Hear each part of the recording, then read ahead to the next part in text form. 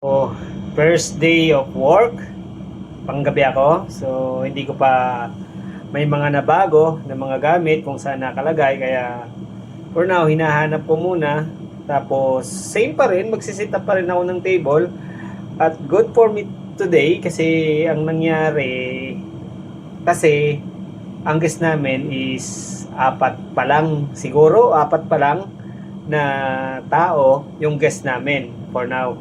At tomorrow is Friday. May ano na kami, 17 na guest kaya medyo busy na bukas. At medyo madami-dami na rin yung gagawin ko. Marami akong gagawin, magsiset up ako ng table. Same pa rin ng dati, kaso may mga nabago. Tapos nag-memorize ako ng mga bagong menu ulit, yung mga sandwiches, order yung panggabi, ito yung menu sa gabi, ito yung gagawin ko if ever na ma-orderan ako sa room service kasi wala talaga akong kasamang tagaluto. Waiter na, room service, chef pa. Ganun mag-duty yung graveyard dito sa Villa Dubrovnik. Hindi wala kang kasama na magluluto, ikaw lahat ang gagawa. Kasi hindi nila ina-allowed na may tao sa kusina kahit na cook o para makatulong sa waiter, hindi nila pinapa-duty o walang nagjo-duty dito paggabi. So, thanks God, ito na naman, syempre, excited ako kasi unang araw, tsaka may energy pa sa panggabi kasi ano pa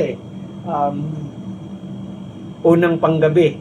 Ito yung sa ginawa ni boss na schedule, ako muna nilagay sa panggabi. Yung mga bago, pang umaga daw muna kasi kailangan nila matutunan yung ginagawa sa umaga, breakfast, lunch, tsaka sa mga room service o kung ano-ano pa. Tinuturuan siya ni Boss Darrell. Shout out Boss Darrell, shout out sa mga bagong noipi dyan na naandito sa Villa Dubrovnik Hotel. So, I hope na mag-enjoy kayo at syempre, habaan ng pasensya kasi 8 months lang naman to. Seasonal lang naman tayo. Yun lang, yun no. Mga pugi. Anak ng teteng. So, yun na nga.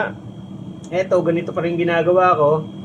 11 to 7 yung duty ko.